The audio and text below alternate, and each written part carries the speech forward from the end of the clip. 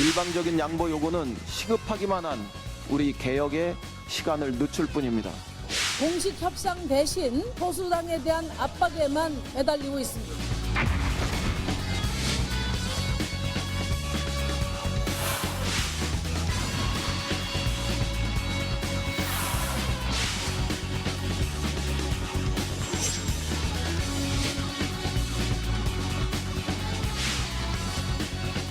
승리한 겁니다. 좌파 독재로 빠져가고 있습니다. 그냥 놔둬서 되겠습니까? 아닙니다. 막아야죠. 그래서 여러분 함께 하셨죠?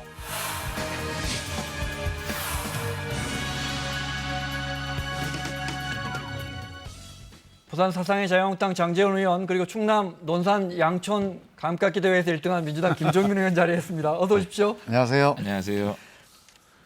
야 축하드려요. 네, 감깎기 대회 1등. 장 의원님 뭐 없어요? 총선 다가오는데. 저는 지난주에 네. 여원산악회라고요. 네. 여자가 여의도 여자. 지역구에서 주로 산에 많이 가신다고 들었습니다. 너 여자거든요. 네. 여원 으뜸원. 네. 당신이 으뜸인 산악회를 제가 11년 정도 명예회장을 하고 있는데 이름이 11주년 좋네. 기념식을 했는데 66대에 3,200명이 네. 이번에 산행을 해서 아마 단일 산악회로는 최고 아마 인파가 모이지 않았나. 네. 참 감사드립니다. 네, 등반 왕과 감깎기 대회 1등을 모시고 오늘 정치권 이야기 해보겠습니다. 사진이 준비되는데 볼게요. 아이, 또 우리 작가가 준비를 했네요. 네. 자, 그냥 넘어갈게요. 자, 김종민 이런 띄우기 일이 아니에요? 김종민 띄우기? 이런 일이 있었습니다. 네. 감이 양촌감인데 정말 네. 맛있습니다. 상주감이 또 자, 고발당하지 않았어요? 고발? 대표적인 그만하시죠. 네. 감입니다. 자, 이낙연 총리, 국무총리 후임으로 오늘 문 대통령이 직접 정세균 전 국회의장을 내정하고 직접 발표했습니다. 들어보겠습니다. 저는 입법부 수장을 지내신 분을 국무총리로 모시는데 주저함이 있었습니다. 그러나 갈등과 분열의 정치가 극심한 이 시기에 야당을 존중하고 협치하면서 국민의 통합과 화합을 이끌 수 있는 능력이 더욱 중요하다고 생각했습니다. 국내외 환경이 여러 가지로 어렵지만 새 국무총리 후보자는 서로 화합하고 협력하며 민생과 경제를 우선하도록 내각을 이끌고 국민들께 신뢰와 안정감을 드릴 것입니다. 네, 직접 문 대통령이 발표를 했고요. 네, 정세균 총리 후보자 어떻게 보십니까? 대통령께서 말씀하셨잖아요. 네. 저는 이 정권의 인재풀의 한계를 여실히 보여준 인사였다. 대통령께서 말씀하셨지만은 이 입법부의 수장은 행정부를 견제하는 수장이잖아요. 네. 근데 국무총리는 대통령을 보좌하는 사람이잖아요. 어떻게 행정부를 견제하는 사람이 바로 그렇게 가서 하느냐. 그래서 저는 선거 앞두고 법무부 장관을 당대표 네. 출신 추미애 의원을 임명하고 또 국민 통합이 가장 정실할 때 또다시 당의 국회의원을 국무총리로 임명하는, 그래서 이 정권이 인재풀이 이것밖에 없느냐라는 네. 한계를 보여준 거 아닌가 싶어 씁쓸합니다. 조금 다른 각도에서 발상을 좀 달리할 필요가 있습니다. 일단 형식적으로 보면 뭐 국회의장 출신이 총리 행정부의 수장을 맡는 거는 별로 이제 바람직하지는 않다고 네. 보는데, 지금 대통령께서도 말씀하셨지만 지금 이 정부와 국회와의 협력 그리고 여야 협력이 어느 때보다 중요한 때고 이게 해결이 안 되고 있어요. 그래서 대통령께서 이런 협치에 대한 나름대로 깊은 고민과 또는 결단 이런 게 좀 담겨 있는, 그래서 우리가 보통 개헌 얘기를 할 때 국회가 총리를 추천을 해서 이 총리가 여야 행정부와 국회의 어떤 협력 정치를 만들어가는 중심 역할을 하게 하자. 이게 앞으로의 그 어떤 협력 정치의 방향이거든요. 저는 그런 방향이 어떤 제도 개혁 이전에 한번 정세균이라고 하는 인물을 통해서 한번 시도를 해보려는 거 아닌가, 저는 그런 기대를 갖고 있습니다. 지난 정부 또 MB 정부 때도 민주당이 회전문 인사한다고 했는데 역시나 인재풀이 좁다 지적해 주셨는데, 이 시점에 있어서 가장 중요한 게 국민 통합이라고 봐요. 그리고 방금 말씀하셨듯이 대야 관계. 그러려 그러면 정말 이번에 대통령이 국민 통합을 생각하셨으면 중립적 인사, 자유한국당도 공감할 수 있는 중립적 인사를 좀 국무총리 발탁했다면 오히려 국회와 소통과 이번 청문회도 굉장히 좀 스무스하게 될 수 있었는데 예를 들어 누가 있을까요? 아니 네. 그거는 제가 얘기할 부분이 아니고요. 정세균 의장은 또 당의 의장 출신이고 그러면 그야말로 또 이 정통 정치인. 이 부분은 제가 한번 그래서 말씀을 좀 네. 그런 것들이 저는 너무 대통령께서 좀 자기 편, 꼭 이게 당의 출신, 자기 편을 국무총리를 임명해야 되겠다, 장관으로 임명해야 되겠다 그런 것들을 너무 드러낸 인상 아니라서 답답합니다. 자, 이거는 이제 지금 장지원 말씀도 일리가 있습니다. 이제 정당 출신이기 때문에 생긴 어떤 편향 같은 게 걱정될 수도 있어요. 근데 이런 점도 있습니다. 정치인 출신, 그러니까 우리가 협력과 갈등 조정, 통합이라고 하는 거는 그냥 그 사람이 중립적이다, 합리적이다, 사람 좋다 해서 되는 게 아니고 서로 다른 의견을 잘 듣고 소통하면서 네. 가교 역할을 할 수 있는 정치력이 되게 중요하거든요. 네. 그런 점에서 보면 좀 정세균 총리가 아니 후보자가 지금까지 여러 이제 보여준 정치적 이력이 네.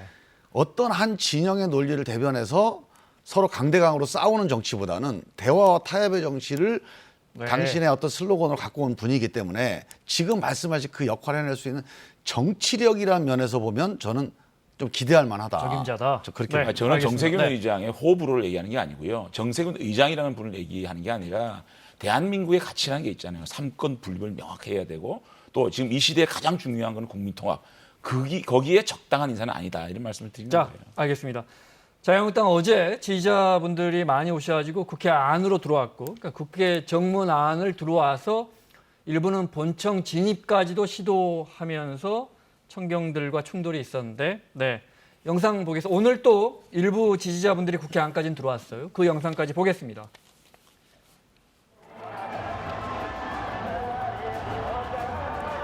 자, 이게 이제 국회 정문 앞인데, 네, 정문 앞에 밀고 들어갔죠, 지지자분들이. 네. 그리고 이제 본청 앞까지 올라온 겁니다. 앞에 잔디밭을 지나서 계단 위에까지. 이제 저 문 열고 들어가면 이제 국회 본회의장이 나옵니다. 네. 여러분 들어오신 거 이미 승리한 겁니다. 이긴 겁니다. 네.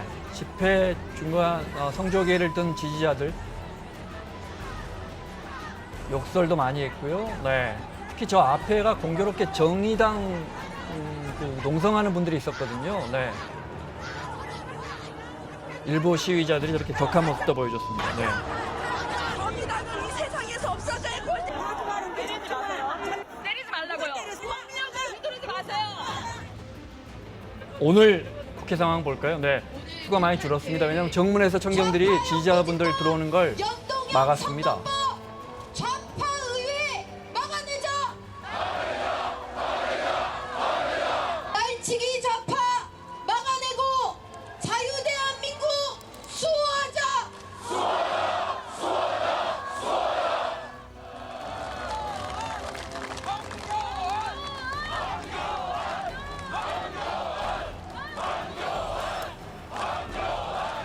자유를 사랑하고 나라의 안위를 걱정하는 우리 자유한국당의 국민들의 민심이 모이고 있습니다.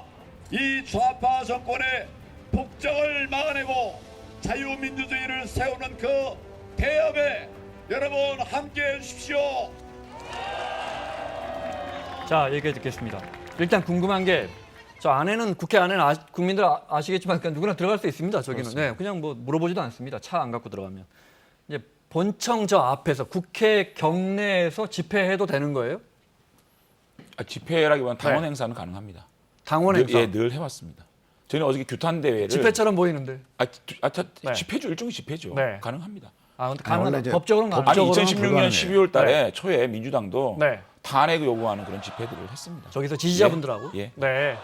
당원 집회를 했어요. 법적으로는 네. 국회의사당, 그다음에 뭐 대통령 공간, 그다음에 주한 외국 대사 공간, 네. 100m 안에서는 100m 이내에서는 집회가 금지돼 있어요. 그런데 당원 행사니까 불법이라고 보기에는 어렵다. 어차피 민주당도 당원분들이 했다고요. 오셨을 테니까. 그러니까 이제 관행적으로 해왔던 건데 네. 사실은 법적으로는 안 하는 게 맞습니다. 네. 너무 좀 지나친 모습이 많아요. 오늘이야 이제 좀 안정된 모습이고 밖에서 검문했거든요. 그래서 못 들어갔는데. 네. 근데 저는 좀 과격시를 하신 저분들을 네. 국민들을 제가 탓할 수 없는 상황이라고 봐요.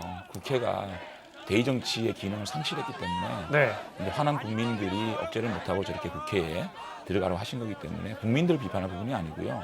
저희들이 정치인들이 반성해야 된다고 생각이 들고요. 뭐 자유한국당이지만 한번 생각해 보십시오.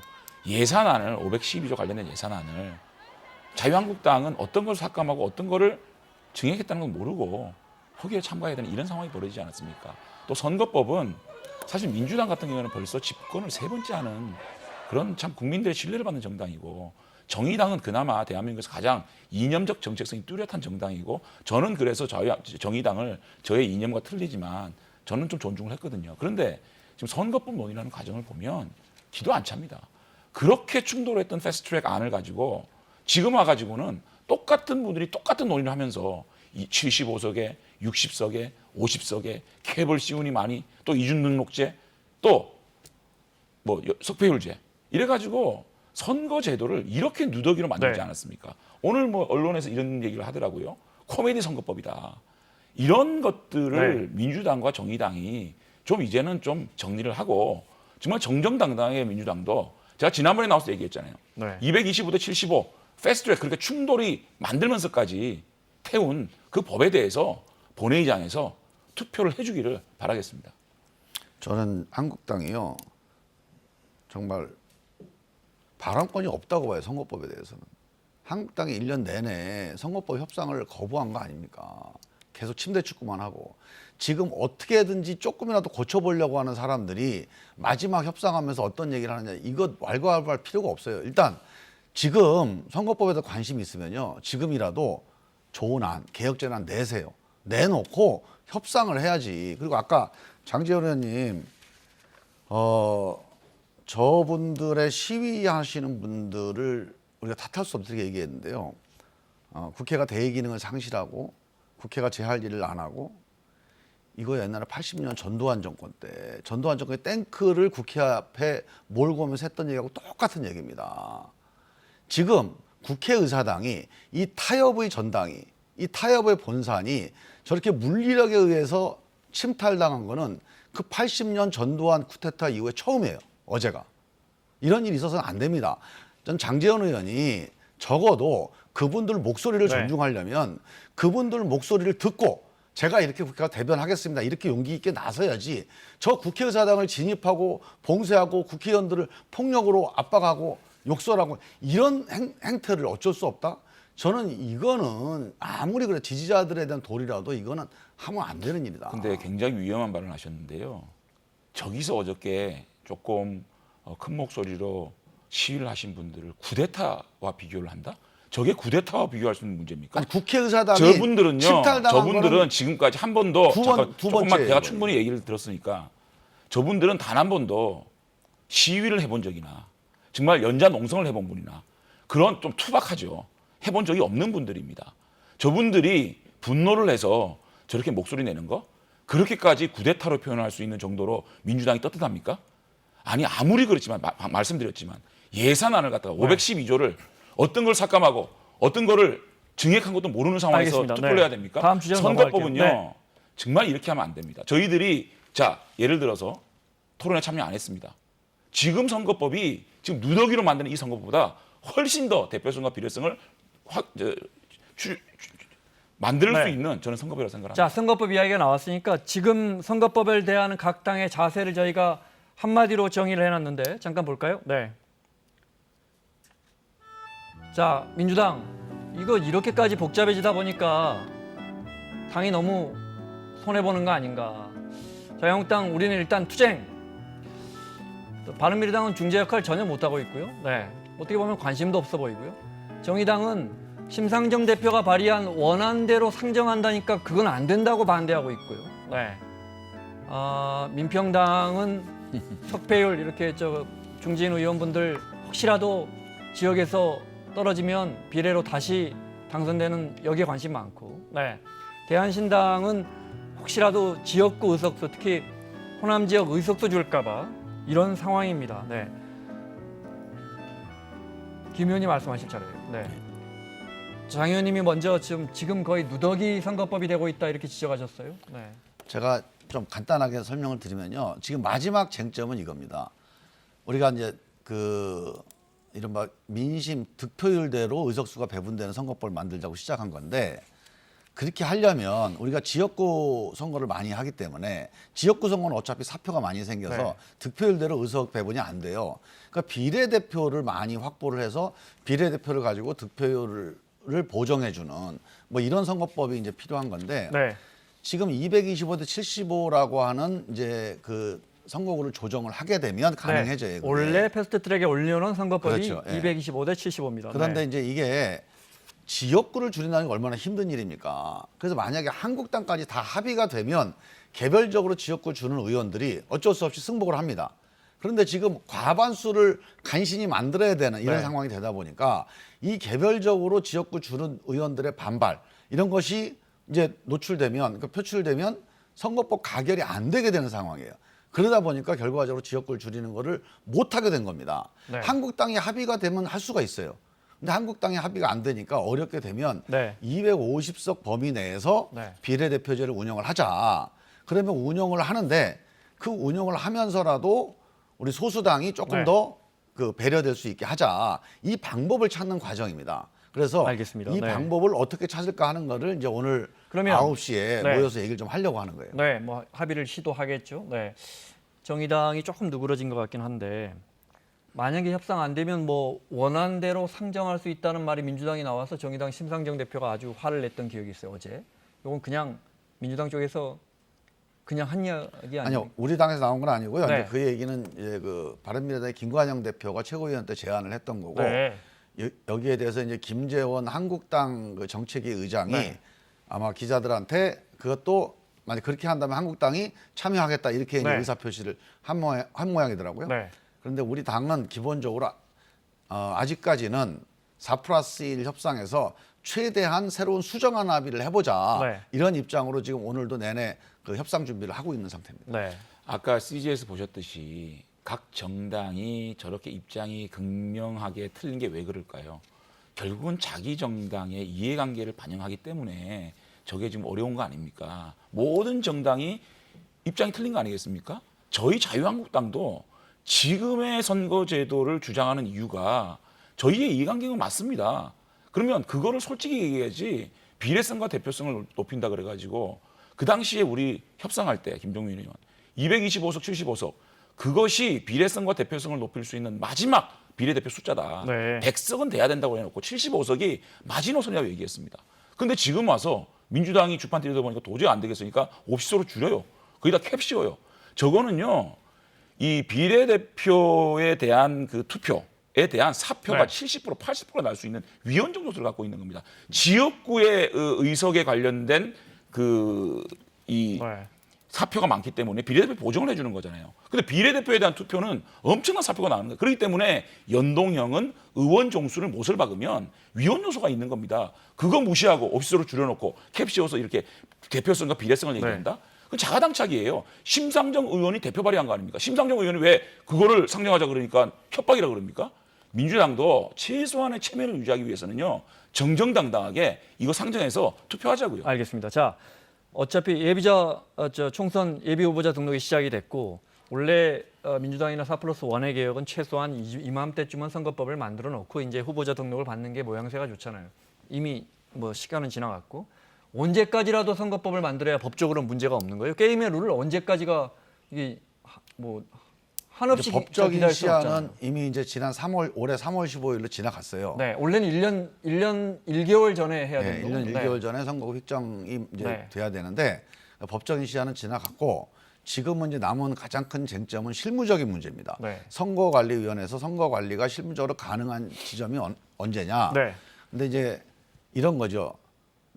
선거구 조정을 많이 해야 되면 오래 걸리는 거고 선거구 조정이 별로 안 되면 뭐 네. 오래 안 걸리는 건데 지금 네. 225대 75에서 지금보다 28개의 지역구를 줄여야 된다면 네. 최소한 2달 정도는 일이 걸립니다. 아주 복잡해지는 예, 거죠. 네. 2달 걸리고 그렇게 된다면 정말 마지노선이라고 선관위에서 얘기한 건 12월 26일이에요. 네. 12월 26일까지는 선거법을 확정을 해주셔야 네. 저희 자막이 틀렸네요. 빼시죠. 아무래도 김정민 의원 말씀이 더 맞을 것 같습니다. 그래서 12월 26일까지는 선거법을 확정해야 게임의 돼요. 룰을 갖고 하라는 게 선관위 그래야 입장이고. 2월 네. 26일까지 획정이 가능하다. 선거구 획정이. 네. 그리고 2월 26일부터 이제 제외 그 동포들 네. 선거인단 등록을 받게 되거든요. 네. 이제 이 선거구 관리상 이게 이제 일정이고요. 근데 이제 문제는 만약에 지금처럼 250석으로 간다. 253석에서 250석으로 가니까 3석 네. 줄어드는 그러니까 선거구 조정이 이렇게 복잡하지 않은 상황이겠죠. 이렇게 되면 아마 시간은 한 달 정도는 줄어들 것 같아요. 네. 한 달 정도 여유는 있다고 네, 보는데 너무 안타깝- 제가 보기에는 올해 안에 결정을 하는 게 맞다고 봅니다. 네. 그러니까 맞습니다. 너무 안타까운 게 이게 지금 우리 민생에 관련된 문제도 아니고 먹고 사는 문제도 아닌데 이렇게 전국을 얼어붙게 만들고 이렇게 국민들을 힘들게 만들어야 될 문제인지 지금의 현행 선거제도가 정말 그렇게 독재적이고 아주 나쁜 요소를 그렇게 가지고 있는 건지 그러면 2월 26일까지 김종민 의원 말대로 꼭 이렇게 통과를 시켜야 된다 그러면은 민주당도 결단하십시오. 깨끗하게 패스트트랙 얼마나 어렵게 태어났습니까? 그거 가지고 투표해서 부결되면 이대로 가고 또 그게 가결되면 그 선거제도로 선거 치르자고요. 그게 맞지 않습니까? 근데 이제 저 정정당당하고. 문제를 한국당에서 얘기를 하셨어요. 근데 아 저는 지지난번에도 와서 계속 얘기하고 있는 겁니다. 저는 이제 만약에 정 협상이 이제 결렬된다. 최종적으로 협상이 네. 불가능하다 판단이 들면 그 패스트트랙 원안이라도 우리가 가부를 묻는 게 맞다고 봐요. 그런데 거기다 이제 한국당에서는 그 이걸 무기명 투표를 하자고 주장을 해요. 네. 그렇다면 이제 그 의원들이 개인적으로 네. 당의 당론과 민주당 안에서 따르지 불리한 않고 분들. 네. 이탈할 수 있는 네. 그런 틈새를 좀 노리자는 건데 네. 그건 잔머리죠. 아니요, 그렇게 하면 저는- 안 되고 저는 네. 만약에 이걸 그러니까 표결을 하려면 네. 기명 투표를 해서 자기가 어떤 투표를 했다는 걸 기록을 남기고 국민한테 평가를 받아야 돼요. 그렇다면 그래서- 원안도 만약에 합의가 안 될 경우 원안도 상정할 수 있다. 이렇게 아니 만약에 네. 협상이 그러니까 결렬되면 네. 아 이거 도저히 협상이 불가능하겠다 그러니까요. 네. 이런 최종 판단 들면 이 원안을 가지고 가결 노력을 해야죠. 아니 네. 지난 4월 달에 패스트 태울 때 당론으로 225대 75 확정된 거 아닙니까? 네. 그렇죠. 그래서 패스트에 태운 거 아닙니까? 지금 와서 뭐 합의가 안 되니 이런 얘기 하는 거는 정말 좀 구질구질한 얘기고요. 네. 어쨌든 저는 이 부분에 있어서 민주당이 저는 의원총회에서 우리 다수 의원들이 그렇게 얘기했어요. 그거 무기명 투표 요구하지 말자. 그렇죠. 그렇게 해야 깨끗하게 돼. 기명 투표로 해가지고 225대 75 네. 투표하자. 그 민주당도 출구를 그렇게 찾아야지 이렇게까지 네. 무더기로 선거만 만들어서 두 분이 그 부분은 통과시키겠다. 의견이 그건 저는 아니 근데 의견이 장재원 아니죠. 의원이 네. 의원총회에서 얘기한 건 왜 반영이 안 되는 아니요. 거예요? 저희들이 그 좋은 아니, 의견이에요, 의원총회에서 그렇게 얘기가 나왔고 하여튼 그 부분은 두 분이 의견이 아마 같으니까. 225대 네. 75를 민주당이 표결을 하겠다 그러면 저희는 무기명 투표 요구 안 할 거라고 봅니다. 아, 자. 제가 중요한 말씀 한마디만 네. 드릴게요. 이게 오해가 되고 있는데요. 우리 당이 225대 75를 당론으로 결정을 했습니다. 네. 지금까지 우리 당은 한 번도 우리 당 차원에서 225대 75라는 당론에서 벗어나 본 적이 없어요. 그래서 그 고생을 해서 패트에 지정한 거 아니에요? 당연하죠. 그래서 네. 250대 50이라고 하는 안은 소수당에서 특히 지역구가 없어지는 걸 걱정하는 일부 당에서 네. 제안을 한 거에 대해 우리가 검토하고 있는 거지 우리 당은 아직도 알겠습니다. 여전히 아니 근데 심상정 의원이 왜 협박이라 그래요? 아니요. 아니 심상정 심상정 의원이 의원은- 협박이라 그랬어요. 아니 그 협박하지 누가 말라 무슨 그랬어요. 얘기를 하던 네. 민주당이 원안 태운다는 얘기 나오니까 협박하지 말라 아니요. 그랬어요. 우리 당 당론을 이제 설명하는 거예요. 네. 우리 당 당론은 아직도 알겠습니다. 225대 75가 당론입니다. 그리고 자, 협상이 네. 안 되면 이걸 가결시키기 위해서 최선을 다해 그러니까 선택할 빠른 겁니다. 시간 내에 이걸로 네. 깨끗하게 표결하고 끝내자고요. 오늘 밤에 이제 저 원내대표분들이 부결시키자고 만난다고 하는 거 하니까 아니야. 부결하면 안 돼. 부결을 되면 우리는 부결을 가결을 노력할 거고 위해서 가결을 위해서 오히려 노력하시라고요. 네, 알겠습니다. 국회 본회의장에서 결론 내자고요. 노영민 저 비서실장이 수도권에 집 2채 이상 있는 참모들은 한 채 팔자라고 권고했어요. 네. 어떻게 생각하십니까? 그야말로 권고지만 이 비서실장이 이야기하는데 수석분들이 일반 비서관은 해당이 안 될걸요? 저는요. 네. 저 진작 했어야 된다고 보고요. 네. 저거 최소한 정무직 공무원들, 국회의원까지 포함해서 네. 정무직 공무원은 다 저거 해야 된다고 봅니다. 전 세계에서 집을 재테크 수단으로 삼는 나라는 대한민국 이외에는 거의 없습니다. 특히 선진국, 네. 문명국에서는 있을 수 없는 일이니까 그런 점에서 우리 모든 국민들을 저렇게 다 할 수는 없는 거고 네. 일단은 공직자라면 저는 해야 된다고 봐요. 자, 국회의원까지 해야 한다. 아니 네. 늦어도 한참 늦었죠. 그러니까 이렇게 강력한 규제 정책을 발표하고 난 뒤에 문제가 되는 거는 결국은 이 청와대 이 일을 가장 강력하게 추진해야 할 청와대의 도덕성 문제거든요. 결국은 메신저의 도덕성이 문제가 되고 있는 거 아닙니까? 장하성 전 실장도 그렇죠. 또 김의겸 김무겸 대변인은 지금 민주당에 또 그래픽 좀 볼까요? 들어간다 네. 그럽니다. 민주당에 다시 지금 복당 신청했다 그래요. 네. 그러니까 이런 분들이 문재인 정권의 부동산 정책으로 인해서 10억, 20억씩 이익을 보지 않았습니까? 20억은 너무 그러니까 네. 20억에서 20억 사이에. 네. 그러니까 이런 분들이 강력한 규제 정책으로 부동산 네. 잡겠다? 이렇게 얘기하니까 이게 안 통하는 거고. 그러니까 정치적 의도가 의심스럽다. 네. 대통령께서 네. 대통령께서 국민과 대화할 때 부동산 자신이 있습니다. 그랬는데 네. 25억을 연속으로 상승하거든요. 네. 이거를 선거 전에 확실히 때려잡기 위해서는 어떻게 해야 되겠냐? 사실은 공급에 대한 확실한 담보가 있어야 되는데 네. 공급에 대한 건 지지부진하고 규제만 가지고 가니까 반발이 있는 거고 과연 이것이 단기적으로는 효과가 있었겠지만 장기적으로 효과가 있겠느냐라는 네. 볼멘 소리 나오는 거죠. 재건축 규제 풀어야 한다고 보세요? 재개발이나? 방금 공급 이야기하셨어요. 부산 사상에서는 별로 큰 문제가 아무 아닌가 상관이 보죠. 없습니다. 아무 상관이 아무 CG 상관이 그래픽 한번 더 봐주실래요? 네. 네. 그래픽 한 번만 더 보여주실래요? 네. 저 장하성 실장이 갖고 있는 저 아파트 있잖아요. 아주 비싼 아파트고 2년 동안 10억이나 올랐는데, 네. 저 아파트 홍준표 전 대표도 갖고 있어요. 똑같은 걸. 국회의원 김정민 의원이 국회의원도 2채 이상 갖고 있으면 한 채 팔자. 참고로 저는 수도권에 집 한 채도 없습니다. 해도 상관없습니다. 저는 그렇게 했습니다. 해도 상관없다. 네. 네. 알겠습니다. 마무리 발언? 부동산 관련해서? 네. 저는 이제 한마디만 꼭 드리고 싶은데요. 부동산도 포함해서 경제 정책은요.